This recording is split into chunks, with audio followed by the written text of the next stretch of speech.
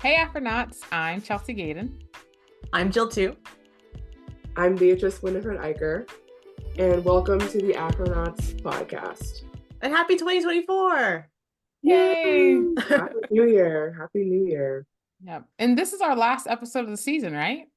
Yes, this is the last episode of the season. So you won't hear from us again on the podcast until this podcast. Mm-hmm. But we have exciting news on that front about other things that are coming. Yes. But before we get to that, how have you guys been? What you been up to? I've been sick.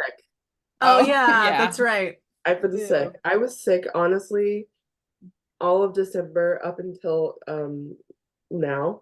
I'm still like recovering. I had pneumonia and then I had COVID to back. And I'm grateful to be here and alive, to be honest. And that's where I'm at. I'm slowly crawling back into work, but really I took a lot of time off because I was sick over the holidays. Yes. That's good though. Yeah. It's good to rest when you can. Mm-hmm. Well, we're glad you're better. Y'all had a better time than I did. Yeah. Aside from some like minor dehydration, I've been good. But that's typical, right? Right. That's par for the course. Yeah, I know. Yeah, I've been good. We were visiting family for a good chunk of the holidays. We actually flew on Christmas Day, which I was worried about just as far as like interesting travel craziness, but it was like pretty quiet. Like the airports were like almost dead. Like it was pretty easy travel day, so that was good. And yeah, it's been a pretty like peaceful, like slow ramp up into the new year, which I'm grateful for. I feel like this year has the potential to be crazy for me. I think if I let it, maybe even if I don't let it, it will get crazy. Yes, my debut. Oh yeah, that's right. It's my debut year. Yes, I can finally say my book is coming out this year. Very excited. So as things get going for the Dividing Sky, I think the cover reveal is like early February, and then from there, I think it'll just be whoosh. So I kind of feel like I have like a couple more weeks to really feel like I have a handle on what's going on, and then who knows? And then chaos. Beautiful chaos. I've been like wishing for like years. So I'm gonna be like been grateful for it. For the chaos. Just ride the wave. Just ride the waves. Exactly. That's what I say. Exactly. I did start something that I'm really excited about. So last episode, Chelsea, I think you and I were talking about resolutions. Mm-hmm. And I was like, I don't know if I'm gonna have any. Like we've been talking about like maybe like social media, just monitoring and that kind of stuff. And I wasn't going to do anything big, but then I saw this thing on Instagram that like hooked me. So, hooked me. That's a pun. You'll see why in a second. So there's this thing in crochet, or I think knitting too, that's called a temperature blanket, where like for every day of the year, you can crochet like a certain color that's like, it was 40 degrees, it was 60 degrees or whatever. And it's like color coded. So at the end of the year, you have this whole blanket of like climate change, I guess. Wow. Or just like getting hot fast. Yeah, exactly. Yeah. But I was like, that's really cool, but I don't really care about the temperature. What I do care about is tracking my goals. And so I am making a resolution blanket, and I have like 5 resolutions that I'm like trying to stick to every day. There's small things like exercising, getting up early to write. What else is in there? Oh, like limiting social media time, that kind of stuff, and some other personal things. And for every one of those I hit, I get like a range of like 0 to 5 of like a color, and then that's the row that I crochet. So I'm gonna make like a blanket of like how I do for my year. I love that. That's nice. Yeah. And I can't wait to see the. Oh, you might. Oh, it's starting. Yeah, I'm a few days behind. But I made the pink like the color. This is like the 0 day because it's the color I like the least. And so you can see I started off the year a little rough. I did not hit any of my goals the first couple of days of the year, but I've been doing pretty good. The dark blue is like all my goals, and then like it's color coded like lighter as I go. So the darker and deeper it is, it's like the more more satisfying. So I'm getting there. But yeah, so that's been really fun. I feel like now I'm invested in this blanket. Like yeah, I I'm know. gonna want to see Now, it I'll like keep you guys periodically. I'll keep you guys posted on the progress of the blanket. I'll Yeah. have updates. Oh, I won't say that yet. That's in the announcement section. Never mind. But we'll have updates about Oh, the blanket periodically. progress updates. Yes, please keep me honest on this, because it's, I think I have that new resolution energy, and we'll see if come April what it's looking like, if it's even happening. So keep me honest. You're like, there's no more blanket. It became a scarf. I was gonna say I made a resolution scarf. I don't talk about the blanket. Yeah, we don't discuss the Bruno. blanket. Yes, exactly. Same vibes. Exactly. Yeah. That's my exciting news. I'm really hyped up on this blanket. It's gonna be great. I don't know. I think I've been kind of like not boring, but I've been really like sticking to like my routine and getting like the things that matter to me done. I only have like 3 things that I've really focused on. It's like writing, exercise, and like eating better. I feel like I can't even add anything else because those are big ones. They feel pretty like those are big, yeah. Yeah. Big. So yeah. And I've been like sticking with it. I've been cooking a lot more. I've been exercising regularly. And I've been writing consistently. Yay! And That's it's awesome. like, even with, things getting busy and stuff, I'm still, but to do these things, I've basically kind of had to like cut social media. Right. Almost completely. Yeah. And while I feel like better mentally, I do feel like I've been missing a little bit of a social aspect in my life. So, but hopefully that cup will be filled. Wow, what a good we keep alluding to this. Yes. Okay. We're gonna just go ahead and say something, because that's such a good transition. Yeah. Okay. Well, do it. Since we're already there. So basically, the Afronauts are going to be launching our own like social group on Discord, right? That's the one we've chosen. Yes. So we're still putting dates together. Things are going to be coming soon, but we're going to post on social soon about, not just our Discord, but we're also going to be hosting a social on our Discord, and we'll have an official announcement coming out, and we're going to have a newsletter. And the newsletter, we're still figuring out what's going to be on it. Like we're still in the process of like putting all this stuff together, but it's coming soon, and we're just really excited about it. Yes. Oh, so excited. Oh my gosh. We put in a lot of work already for these projects, and there's only so much work to do. There's so much work. We just gotta launch, which is jump in. Yeah. But it's coming soon, so keep an eye out. Very soon. I'm so excited too. I think for listeners, like Chelsea and Beatrice have been like hustling, trying to figure out the best way to do this. And I think not just the hard work, but just the thoughtfulness of like, what do we want to do? Like, what's missing in the space? What do all writers, whether it's up and coming or established, like need? And like the answer is always community. I don't know if, excuse me, wow, I just like hit like my prepubescent stage, my voice cracked. I don't know if listeners that are newer know this, but this podcast actually started as a spinoff of a Slack group that was established for Black speculative fiction writers. And that space existed because of the need for community, for Black writers. It's hard enough being a Black writer of any genre. Being a Black writer of speculative fiction, is kind of an even smaller niche. And so that's where we started and kind of got our met and then got our start as a podcast. And so to be able to establish a new community that hopefully has like, even wider reach and, bigger umbrella for everyone to come in is really exciting.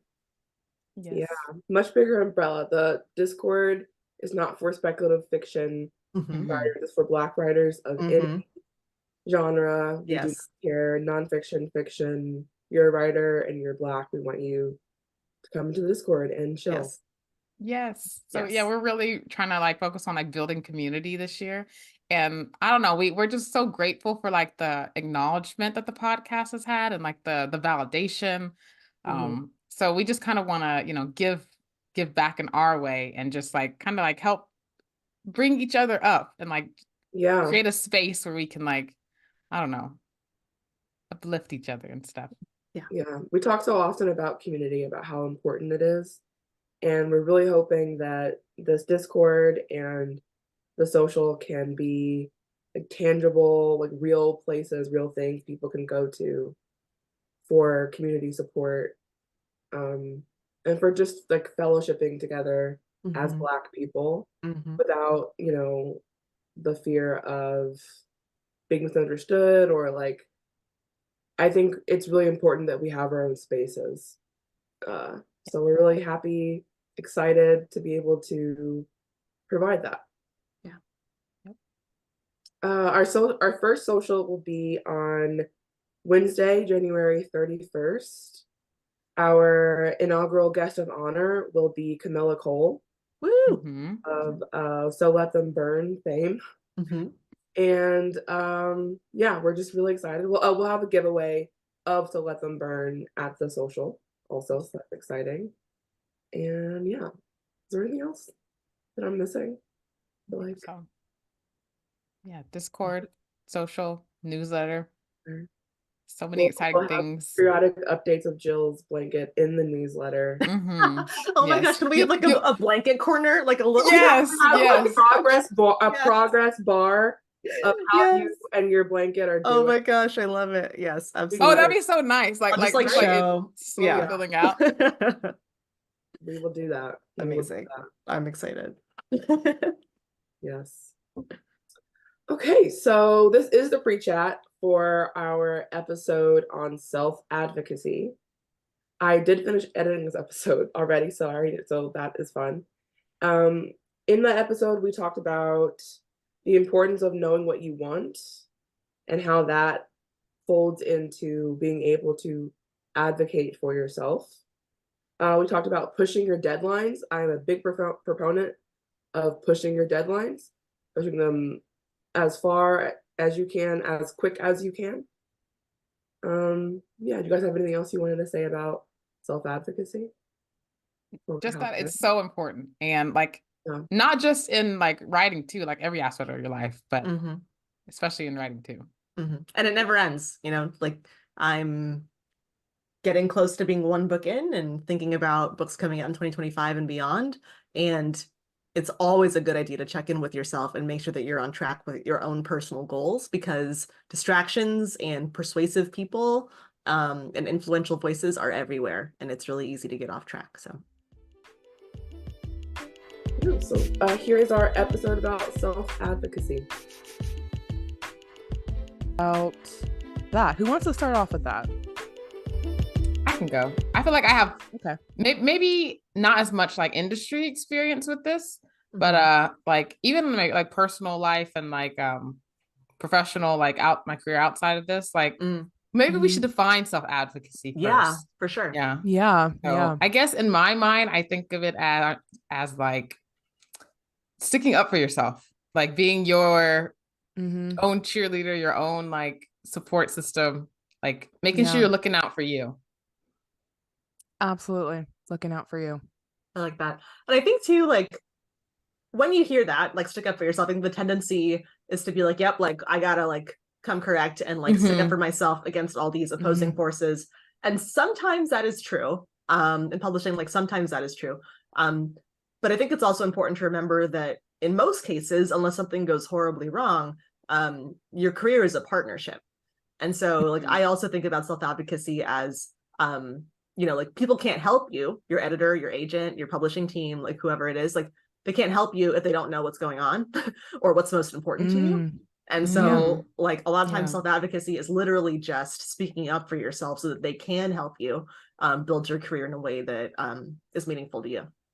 Yeah, like it doesn't even need to be like an aggressive or assertive thing, just like just doing it. Yeah, just like literally advocate for yourself. Like if you keep your mouth shut, they're not going to know that something is closed mouths don't get fed. Yes, exactly. Quite literally. Yeah. Yeah. So yeah, I'd say that. Oh, go on. No, what were you saying? Oh, I was just gonna say, I think like when I think of self-advocacy, especially now as someone with an agent, I definitely do feel like the business partnership is like a big part of it. And how I've approached it so far is I have a plan. I have wants and needs and like everything. And my agent's job is one of my agent's jobs is to help that come to fruition. And part of that is us sitting down, having a conversation about what I want, what I need, and like my deadlines for like my goals. Like I just recently had to set up a spreadsheet for my whole career goals for my 5, 10, 15-year plan. And that's great. Thank you. And awesome. I'm setting up we're gonna set up a meeting with my agent to talk about it, because that's like, and I really want to push other authors, agented authors, to really do this, and also unagented authors to sit down and think about what you want and then how you're going to get there. And a big part of that is sitting down and saying, this is what I need. And like, I think before you even talk about whether it's defensive or offensive or like what we're doing, the first part of self-advocacy is knowing what you want and like really thinking about it. And yeah, that's what comes first, because you can't say what you want unless you know what it is. So Yes, I think I really would push people to sit down and write it down. Or like, something else that is I do an excellent is idea. Thank you. Not in publishing. Something else I do is Oh, I talk about it, and I just like I record it myself on my phone. And like, this is what I want, and I just sometimes it's easier to just say it out loud and then to transcribe that somewhere else.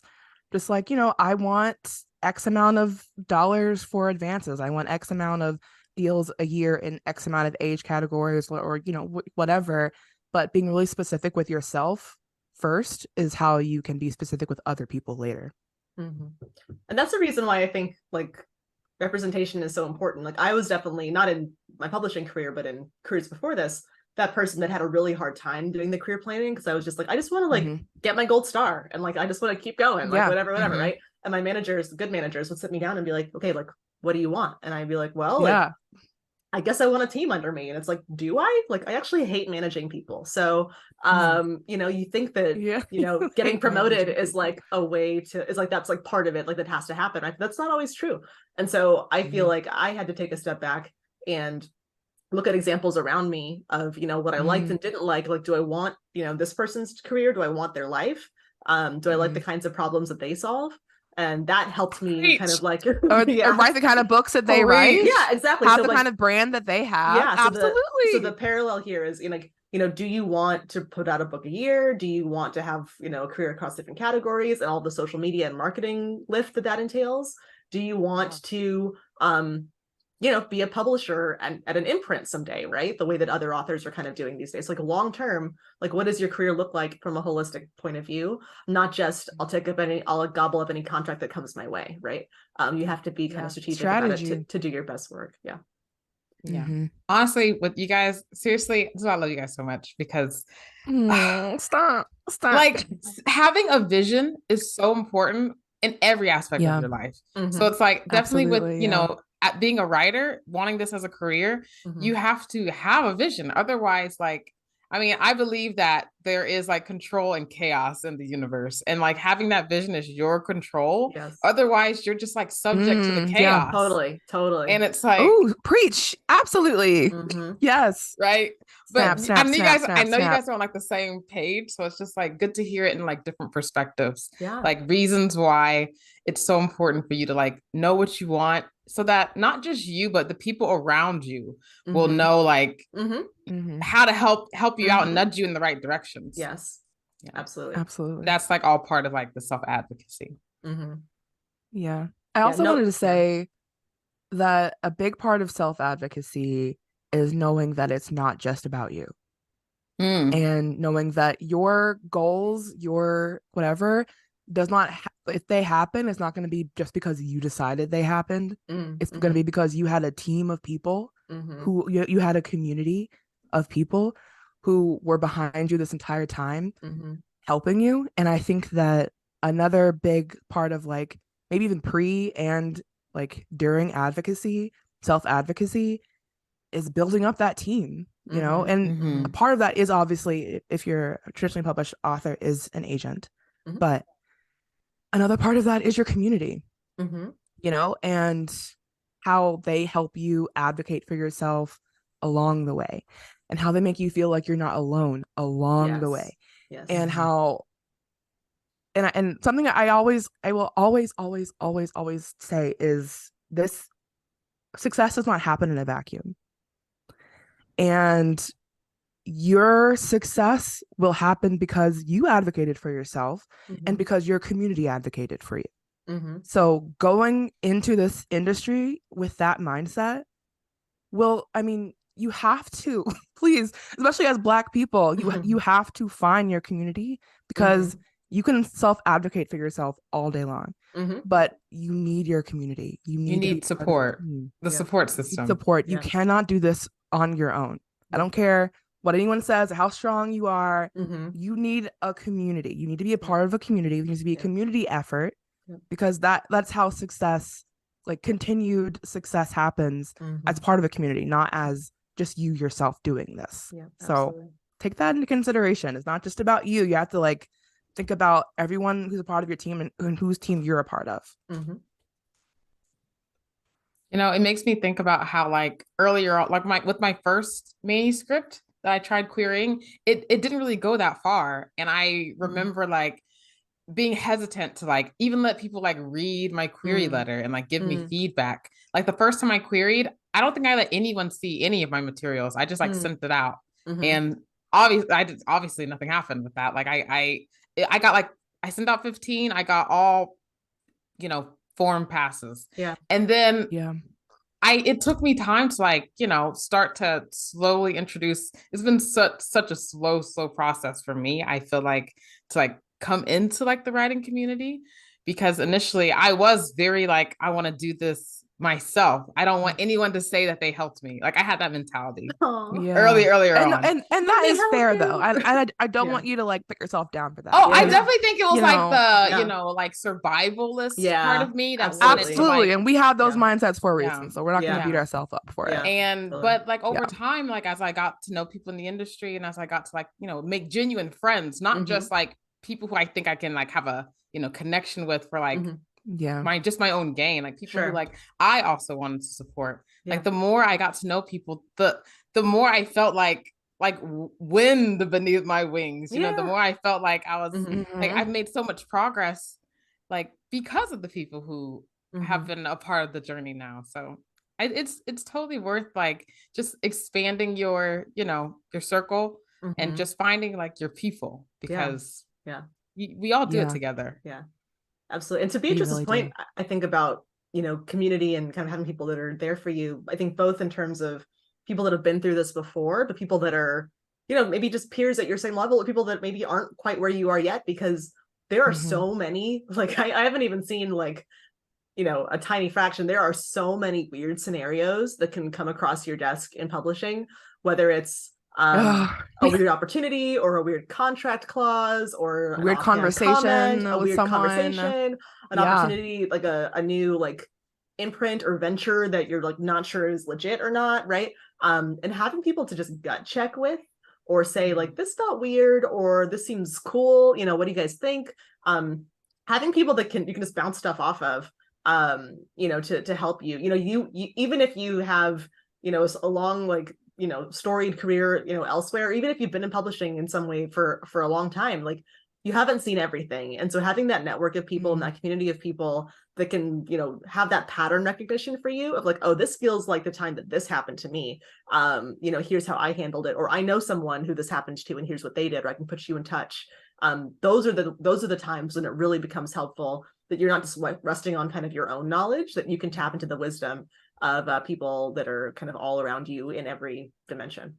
Yeah, like that collective knowledge. For sure. Absolutely. And even if you do have an agent, it is also, I feel like getting as many comments, as many like scenarios, as many perspectives as possible is always helpful. Yes. And yeah, you should like go to your agent for most things, but you should also at the same time go to your community. Like, hey, my agent said this. What do you like? What does your agent say? Or like, have you heard this before? Like, you know, so that is going back to multiple, like you should have multiple different like places that you're getting your information from, and where you're getting like feedback from. So like trusted feedback. Trusted people. So speaking of agents, maybe we should talk about that as like a category first. So self-advocacy when it comes to working with agents. I think like both in terms of like the querying process, you know, we've all either gotten or know someone who's gotten like a revise and resubmit, right? And kind of trusting your gut when it comes to that. Chelsea? And then once you are agented, you know, choosing an agent in the first place, and then, you know, the whole kind of preparing to go on sub process, right? Like, how do you advocate for yourself in that situation? So I can start on the well, actually I'll start on the like querying part. So I think I've told the story before, but you know, when I was first querying, I ended up getting an offer from an agent that was fairly new in their career, and I just felt like our visions for the project didn't match up. I felt like they thought it was ready to go, and I knew in my gut that I had a lot of work to do, and I wanted someone to really tear it apart with me and help me build it up into like what I knew it could be. And in that case, Self-Advocacy was turning down that offer. And so, you know, and that was scary too. You remember that? It was really scary. Yeah. Like and that I was scary. like, You had a hard time with that. Yeah. Like, is this ridiculous? So yeah, I did that, and it ended up being a great decision in the long run for me. But again, you have to kind of be true to yourself and not, you know, as Chelsea was saying, like kind of subject yourself to the whims of like, oh my gosh, like somebody wants me, I'm gonna go, right? If you have a vision and you know what you're after, it'll help you stay like that much stronger in your decision to say like, actually, like this is not my moment is coming. Yeah. I want to say something like piggyback off of that, because about like just, I don't know, not cowing, but like going along with whoever agent, you know, gives you attention. I would not, don't do it. And I will say this because I had an experience with an agent where they reached out. I queried them. They reached out and they were like, hey, I'm interested in revising this. Can you hop on a Zoom call with me? So I was really, really excited, and I was like, oh fuck yeah, like let's do it. I'm really excited. And we get in there, and it was not what I wanted. It was not what I expected. We just did not mesh well. Their personality didn't mesh well with mine. I was getting bad vibes from jump, honestly. Trust the vibes. And you know what? I came back to the group chat and I was like, hey, this is what happened. And y'all were like, no. I'm like, no. And and at the time, you know, I was like, but this agent reached out to me and they were interested, and they and you were ready for an agent. You were ready. I was so so excited. That's the thing when the timing and the opportunity doesn't match up. But I knew it though. I knew it in my spirit. I was like, this is just not. We would not have meshed well. I knew it. But it was hard to email that agent back and say, you know, thanks, but no thanks, basically. And it was scary because it was like, well, what if this opportunity doesn't come again? What if no other agent will take a chance on me, or will, you know, because we put ourselves in these like really twisted like scenarios of like, well, my genre is so specific, or like my writing is so specific, or this, you know, the market is so specific and I'm Black and they're not going to want that. So when an agent, you know, gave me attention, I jumped on it. And, but, you know, you got to listen to your spirit. And my spirit was screaming at me to get the hell out. So you have to advocate for yourself in that situation of like, and that is so real when it's so hard for us to get in, like all the barriers for entry, and the agents is like that's the first like major barrier for traditional publishing, a giant barrier to be represented. So like, and it's tough, especially, you know, what's happened, you know, since during the pandemic, and like agents being flip-floppy and you know, like offering their saying one thing but doing something else, you know. Exactly. We see y'all. Like, we do, and we don't query. But we talk about y'all. That's what community is for. But it's good. It's good because if you don't know any better, if you're just going in and you don't know that maybe this agent has a representation for, you know, not being the most supportive to Black authors, that's something that you'd want your community to let you know, because you don't want to be in a situation.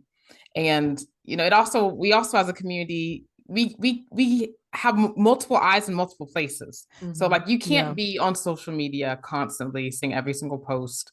You can't, you know, read every agent's manuscript wish list. But if you have a community, you can get like nudged a certain way, like, hey, this agent is actually someone who like might be a good fit for you. You should probably submit. And it's like, getting like referrals, that could be a thing that could happen too. Yeah, so absolutely. I don't know.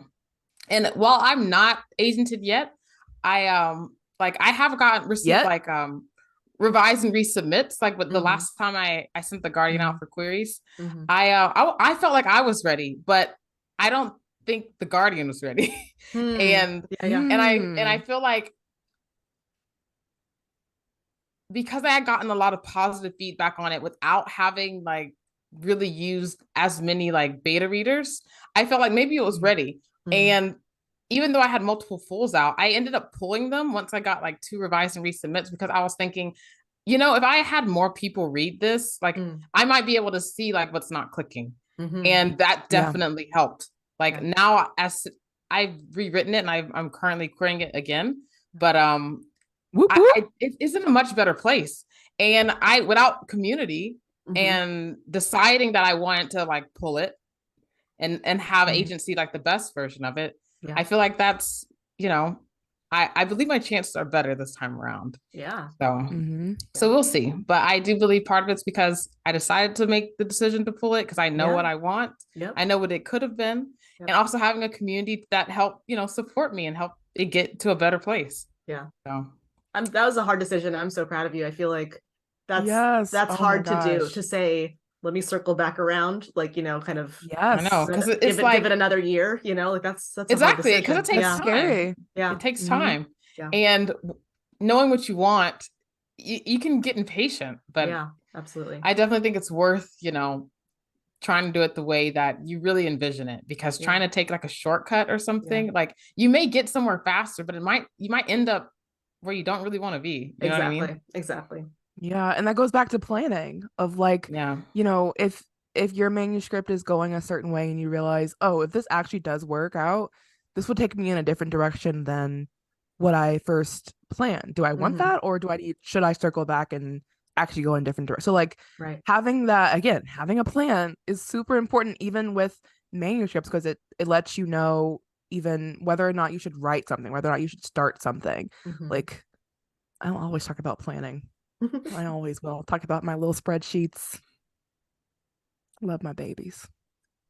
That's just how you have your vision. That's your vision. that's Spelled out. my vision. You know. Let's see. So something else that is a part of self-advocacy when it comes to working with an agent is knowing when a project is ready to take out on sub.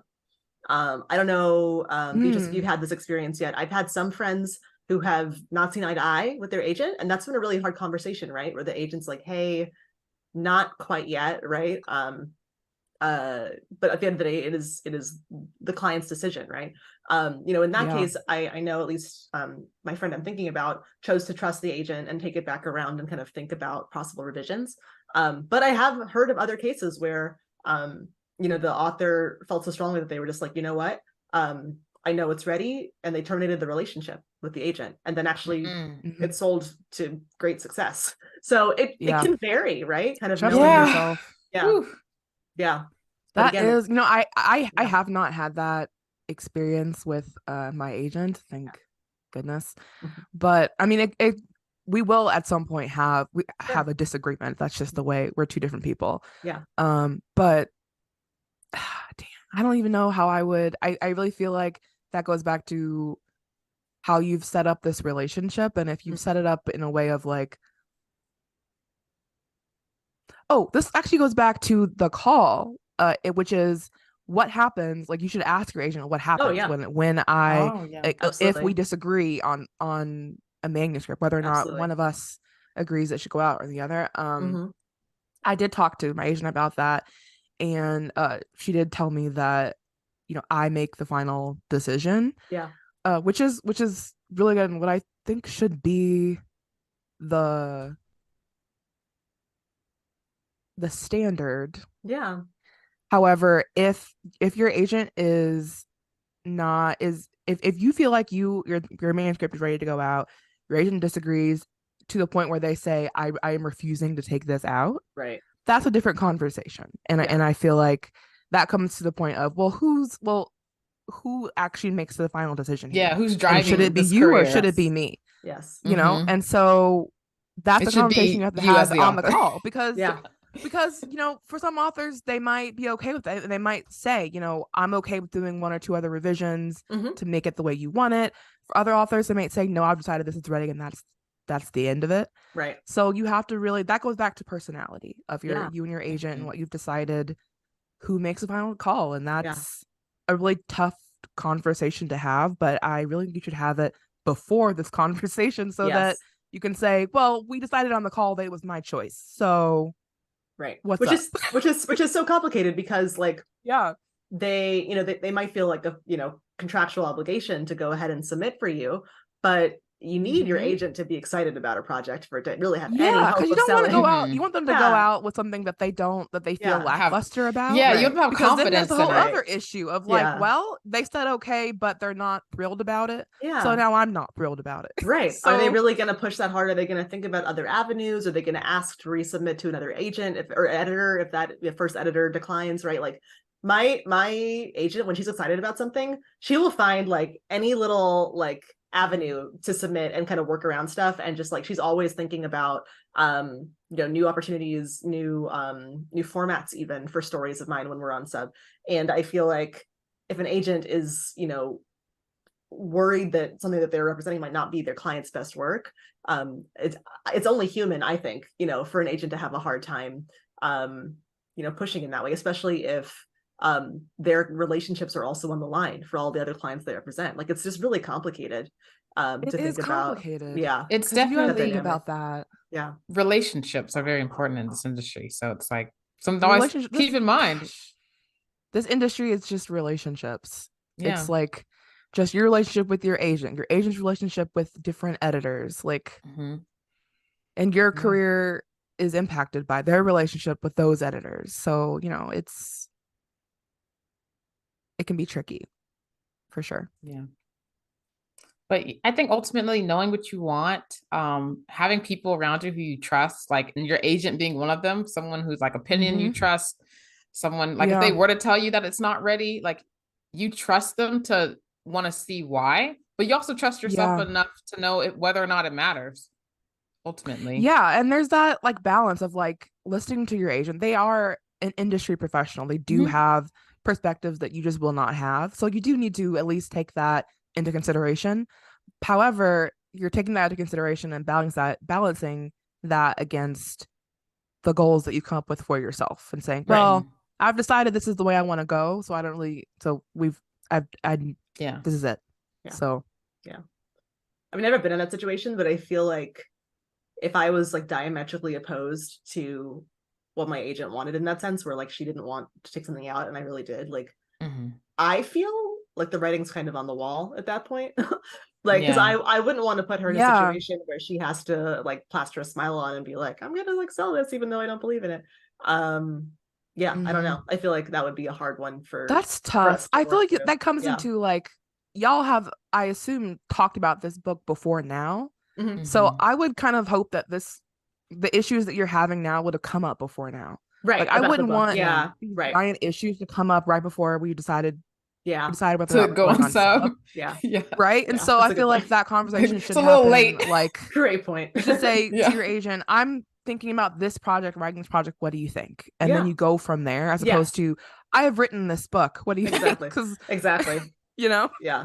So there's levels, but also I will say I have had a situation with an editor where we disagreed on something, and the way I handled that was and this was something about hoodoo, and I was explaining like this is like a thing in hoodoo, this is like a historical like thing, and I hated having to even explain it, but I was like, this is a thing that is a real thing, I promise you, I didn't just like make this up. And they were like, well, this could be confusing just because it's kind of not well known. Okay. And in that moment, I had to really decide, like, hoodoo conjure is such a big part of my writing, and I do not like baby feed it to my readers. I just kind of write it the way it is. And I had to really sit down and like explain that to my editor of like, this, like, hoodoo is an inherent part of my writing. It's in all of my books, and I know how much of what I want to put in any project, and it's not really up for debate. Okay. As a root worker, I'm not gonna argue with you about this. And I said it in a nicer way, but basically I said I'm not gonna argue with you about this. I'm the expert. But this was a white editor, sorry. But this was a white editor. And so in this situation, it was kind of like, no, thank you, but no. And it was scary at first, to be like, I know more than you. But I'm really glad I did it. And I think, and I have had to do that multiple times of because since hoodoo is such a big part of my writing, and since a lot of editors are white, it's just like something I have like accepted that I am going to have to explain hoodoo a lot in track, in what's it called, in editing, track changes? But in track changes, I knew in track changes I was going to have to like explain this is actually a thing. Conditioned oils are a thing, and it's not like confusing to do that with hair oils. Black people will understand the difference between these two things. Yeah. So and there's that also, kind of thing also. I did want to make a note, like, you know who your target audience is. You know what level of understanding that was also a thing. You want them to have. So it's like, and also, you know, people can look things up. I've heard like other authors talk about like different things where it's like they might not necessarily want to like translate something in like layman terms, because like that can also kind of disrupt the story or the craft. Absolutely. And I think it's a choice that you as an author make when it comes to like who you're communicating with and how you're choosing to communicate. And only you truly know what your vision is. So it's like you have to advocate for the vision you have for your writing, your career, and like your audience. So snaps to you. Thank you. But yeah, but I can see how that could be tough, because it's like but, I think there was another one that I was thinking of. So I remember the first time I had a deadline for a project that I didn't make, that I didn't initially come up with. And it was like a first project that I was, working with like some industry professionals, and I was really excited about it. But I also recognized like, I don't know if I can get this done in the time frame because I had other commitments that I already had. And there was like, one part of me that was thinking, well, I don't want them to be like disappointed with their first time working with me, and I already have like deadline change requests. I was thinking like, that could be considered like, maybe this isn't a priority. But then at the same time, I was like, I also want to put myself in a position where like I'm stressing and going crazy because I don't think I can meet a commitment. So I went ahead and decided to advocate for myself and say, hey, I have these other commitments. So like, can we push this back, to this time? And it was no problem. And it was like, no issue at all. It's like, sure. Absolutely. And like, the project hadn't even started yet. So it's kind of like, that's the perfect time to like ask. Absolutely. And I said that, absolutely. And telling your editor, your agent, whoever, that you need to push the deadline or whatever, do it as early as you possibly can. As early, if you even think you might kind of maybe you might want to push it and tell them immediately, because they will be grateful that you told them in plenty of time. Like the issue that people have is when you push things back at the last second. But it's people, like, deadlines are constantly changing and publishing. Like, there's not a single deadline that probably hasn't been moved at least once. Like, well, also the deadlines aren't real, right? So like, and the deadlines aren't real. Your editor has They're not real. They are fake. Nothing actually happens if you don't meet it. It's not like you explode. So your editor has their internal production schedule that they actually have to meet for, like, the book has to be done by X date so that we can go to the printers. If we don't go to the printers, then the actual release date is not gonna we're not gonna hit it, right? There are actual deadlines that back up into that, but at the beginning of like launching the editing process for a book, there's a ton of wiggle room. And not even to say like, like a book like a lot of times books aren't even like scheduled in the season for 6, 9, 12 months until like after the offer has even been established. So you have so much room, especially if early on, like you'd be shocked at like how much like 2 to 3 to 4 weeks are like baked into the editing timeline for a book. Like you've got I was gonna say, so almost 2 months is baked in. Like, give yourself room. You need to give yourself space to like give them the best art you can. And especially if you're not working with like an imprint or something, and you're working with your agent or on your own, and you need to push your deadline, same rules apply. Of like, just as soon as you think you might want to push it, and tell them immediately. And like, agents shouldn't be giving you deadlines, right? Like, you might have a goal for when you want to go on sub. That also, but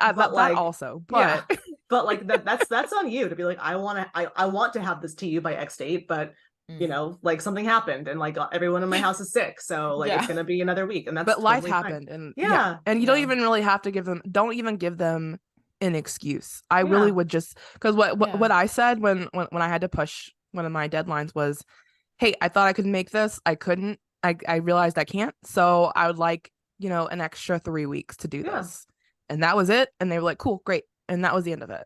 Yeah. So don't stress over, getting whether your excuse is good enough or not, or like all of that. Just, I thought I could make it. I couldn't. Yes. I'm going to move. We're going to move. It'll be fine. Like, it'll be fine no matter what. Yeah. Do not stress over that. There are so many things to stress about. Don't stress over that. Speaking of not stressing, I feel like self-advocacy is part of self-care, because like if you don't, it's like for example, if you weren't to speak up and you had a deadline coming and like it's coming and in the back of your head you're not going to meet it because you have other things going on, and you let yourself stress and get to this point where like you're feeling guilty about having to extend it. It's like, the best way to care for yourself and reduce that stress is just to speak up as early as you can, and just recognize that it's not that serious. Yeah. And to your point, Chelsea, about like being nervous about working with those professionals because it was your first time working together, and you're like, oh, I want them to know that I'm like, game, and that I'm gonna professional, right? Yeah.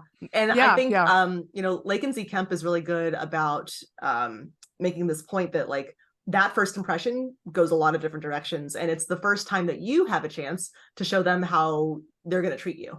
So if they give you a crazy deadline, then you're like, no, I can't hit this. I cannot turn this around in a week, 2 weeks, whatever. That is your chance to set the precedence of like, this is not going to happen again, right? Like, I need what behavior. Absolutely. And I think in Lakin's case, like, she's really adamant about like, she doesn't start working on a project until she's been paid, till the contract's signed, and contracts can take months, and months. What? People can do that? Yeah, you can do that, and like, I don't think I have not heard of this. I don't think it's going to expedite the process. I mean, maybe it does. Well, see, when it comes to deadlines, everyone would do it. But in that case, I think if you can do it, I don't know if I would be able to trust myself to actually be able to do it.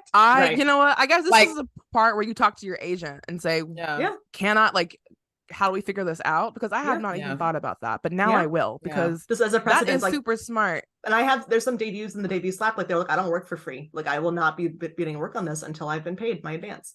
So like, that's absolutely an option for you. And nobody talks about it, but like, no one's going to drop you for that. They're just going to move you to, whatever the right season is. Yeah. And if you, because it might take you longer to do it. Yeah. Because if you haven't worked on, like, it absolutely will. Yeah, exactly. It's going to take longer. It will definitely take longer. And if you're okay with that, sure, update will be pushed many seasons. But again, it depends on your goals. Like, if your goals, you're right. It depends on your goals. I don't like being stressed. I like having as much as time as possible. I like working at like a much easier pace than I used to. And I do better work when I have room to breathe. And sometimes like having a deadline will, like, light a fire under you and make you work a little faster. Right. But at the same time, it's like, what kind of work do you produce under a deadline? Like, know yourself. Like, know if having a really tight deadline, you don't produce good quality work because you're rushing. Like, be aware of that, and like, speak up if you need more time. Yeah. Absolutely. Yeah, speak up. Know thyself. Speak up. Yeah, you're an expert on yourself, and this is, this is your chance to tell the publisher what's going to help them get the best result out of you too. So Yep. One thing that I have talked about before, but it kind of fits here too, is under, working with your editor and publishing house and thinking about edit notes, sometimes, you can get feedback from editors that can sometimes jeopardize the story that you thought you were trying to tell. And sometimes you feel that way, but it might not be true. And so I think like knowing the difference between getting notes that make you realize like this is a group project now, and it's not just up to me and my vision. This is like our, product really that we're putting together. At the end of the day, a book is a product. Versus, oh, they're trying to make me say something that I do not want to say, and it's my name on the cover, and I absolutely will not change my story that way. It can be hard to tell. When we sold Proxy, The Dividing Sky, I had written it kind of like half a romance and half like a really kind of bold like sci-fi like dystopian adventure, and I knew that I was like on that fence and didn't realize like this is not marketable as is, like if someone's going to sway me one way or the other. And Joy Revolution bought it, and they're a romance imprint, and so I knew that in the course of edits we were going to go lean in that romance way, right? And the edit notes were a lot in that vein. And even knowing this, when I got the notes back, I felt that clench, that like, oh no, like this is my story. They're like, changing it. Yeah, they're changing it. And I could not possibly love it anymore now. I love the way that it turned out, but you do feel that like resistance. And I think again, like for me at least, maybe I need to go to therapy to work this out, but there's that tendency to come at it in like a more combative way, just because it's so like our stories are a part of us, and it feels like somebody's like calling your baby ugly, right? When they have notes of any kind. But you got to let it go a little bit. And there's still a way to self-advocate and like to know, when to speak up and advocate for yourself and push for what you need. But just because someone's giving you feedback or criticism does not mean that they're out to get you, right? So I think you have to kind of walk that line. And to have that balance. Yes, the balance. This is my art. Yeah. But also I am selling it. This is a product. Right. And this is no longer just mine. Right. And you have to hold those two truths together. And you have to like advocate for your goals and what you need and what you want, but also know that I have assembled these people who have agreed to work with this book. Yeah. Who have their own expertise. All have and who all have opinions, and this all is have your team. Professional expertise who I need to like take into consideration their opinions on it. But and striking that balance is super hard, and I cannot wait to get better at it. Because something I cannot wait to work on. I feel like I am, I'm usually on the side of this is a product. This is something that I am working on. I am selling. I am, I lovingly make my products, but this is a product, and that is a way that for me it's a really good way to distance myself distance myself from the project, so that I'm able to look at it in a more objective way, because I am a business. I am a business, and this is a business. And so like, I have to also take that into consideration of like, this isn't just art. This isn't just art anymore. Right. I'm trying to sell this art. So this is more than just that. Right. And that's a tough thing to be at. That just goes back to the knowing yourself, because there may be projects that aren't for publication, that may just be for you. Totally. I've written poetry. I am not a poet. No one will ever. And that poet is wait, you've written poetry? I haven't seen your poetry, Chelsea. Just for me. And it's more like, like the Notes app poems, like in my feelings poems. So that is not for public consumption. Got it. But I'm saying that sometimes, like, if a project is like for yourself, and you're not taking any feedback, you're not. No one is going to beta read. I love that. No one's going to give their opinion on it because it's for you. But if you are creating a product, something to sell and hopefully sell, a large quantity of, you have to take other people's opinions into consideration.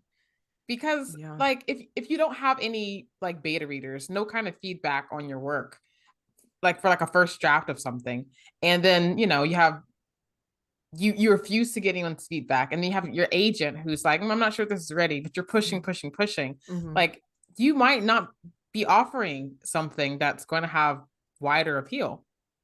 So if you hear, other people's thoughts, their opinions, how they're perceiving your work, that will help you see if you're coming across the way you want to, because you may they may be helping you tell your story the way you want to tell it even better. So you should give them the chance. They'll have a different perspective than you. They'll have different expertise than you. So like ego doesn't belong here. You have to like set that aside for now. Yeah. I love that point, Chelsea. The idea that like the projects that we work on, like we always say, like this book is the book of my heart, and like I think a lot of them are the book of my heart. But sometimes you write something, exactly. That's for everyone to read and to pay me money for, which is fine. Like that can absolutely be true. But also like sometimes you write something that really is like those nerves are still raw, and it's really just for you. And I think in that case, like self-advocacy is like protecting your heart and saying like this is not ready. Like it might not ever be ready, or I just need more time. But whatever it is, like the content of this story or piece of work or whatever, is something that I'm going to hold a little bit closer right now, or I'm going to be very selective in who I allow to give feedback, right? I'm not going to go out to like the wide list of, YA contemporary editors or whoever it is. I'm going to choose a very selective list that have published work that I feel is in line with this, that they have dealt with thoughtfully and respectfully. And I'm going to be really cautious and intentional about who I allow into the space when it comes to that project. I think that's a really, really good point. Yeah. This is a nugget of an episode. Oh, like, I'm just saying, like gems. Like, okay, so this would have been great to hear like a while ago. Right. But yeah, just one thing else, two things actually I wanted to say. One thing was, you said, Jill, about actually both of you guys, we've been talking about like getting other people's feedback on our stuff. And I just want to like put out there that when you buy a book at a bookstore, that book has gone through, we don't know how many people's how many people's Google Docs, how many people's Word, how many people, I mean, dozens and dozens of people have put their input and have touched this book. So you are not going to write this book and it be perfect. So let's be realistic here and say, we cannot, again, success does not happen in a vacuum. It doesn't. You need other people, and that really, I think, getting feedback on your work from trusted people, I think, is really, really important. So yeah. And then I also wanted to give one resource that listened to a Deadline City episode featuring Ceresia J. Fennell, a publicist, where Danielle and Zoraida talked to Ceresia about how authors can have the best relationship they can with their publicist. And that was such a good episode, and you can really, translate that to your publicist, your agent, your marketing, your like whoever you're talking to. And one of the things that Ceresia said was, she gets frustrated when she hears authors saying, I hated that my book was marketed this way, or I hated that this was on a blurb, or hated whatever. And she said, did you tell your publicist that? Right. How was I supposed to know that you didn't want me to talk about your book in that way? That's a great point. And how would I have known that? And she said that, and I was like, damn, she's speaking the truth. Yeah. How are they supposed to know? Like, and my she's readers, like, and like authors will say, I hated that I wasn't pushed here or there. And it's like, you have to speak up for yourself. If you want your publicist, your agent, your editor to put you out to certain lists or to certain awards, you obviously may not get on it, but you have to say, like, I want to be, submitted for this or that. I want my book to be spoken about in this way. I don't want you to call it a whatever. I want you to call it this. And they won't know that unless you specifically write it down and send it to them. So like, do that. Yes. For your publicist, for your agent, for your editor, tell them exactly what you want in excruciating detail, and then it is up to them what they do with that. But you've done your job. Yeah. Oh, a good practical tip I've heard about that from like publicists. Like Penguin Random House does like ask us anything, like Zoom calls, and so people have asked stuff like this. And one said, if you're worried about being a pest, like to your marketers or publicist team or even your editor, just bundle it in like a weekly email. All the like random, like, oh, I wonder if I'm going to be submitted for this, or I wonder if I'm going to be at this festival or whatever. Just like put it all in one email that you send every Friday or whatever, so that you're like, I can ask all my questions and like throw out all my random little brain worms without like pinging them, constantly for updates and stuff. That's a really good idea. That reminds me, on the call, my agent said, I check in with my authors every month. And I told her, I was like, can you do twice a month? Is that possible? Can I have an email from you twice a month? Yeah. And she's like, oh, absolutely. And that was in part a test to see how she would react to me asking. Well, for real though. That was a test for me to test her to see how she would react to me asking for more than she was offering. I love that. Because how she reacted to that was going to really be the like decision maker, because I had already decided by then that I loved her. So I needed like to prove like she also wasn't gonna prove so prove it. And so I really suggest you doing things like that. When your agent or your editor says, oh, I will do this, ask for more and see how they respond. Because not only will that give you more information about who they are, who their personality is, but it also tells you how they are going to communicate with you when they, when you surprise them or like whatever. And it really helps to like build that foundation of like, I'm gonna ask for what I want. Yeah, and I can do it. Like, period. You can do it. And I'm gonna ask for what I want, period. And I need you to know that from jump. So I really suggest you do that. Is when someone offers you something, ask for more than what they offer, and see how they respond. That's just like a little tip. I always with jobs too. It works. Yeah. Jobs, and I said the same thing to my sister. I totally unrelated, but I told the same thing to my sister. She's dating, and I say the same thing to her of like, listen, if someone says they're gonna do something for you, ask for double that and see how they respond. And then you'll see always ask, and then you'll see what kind of relationship you're gonna have with this person. Like, I like that. Like you gotta ask for more than what they give you.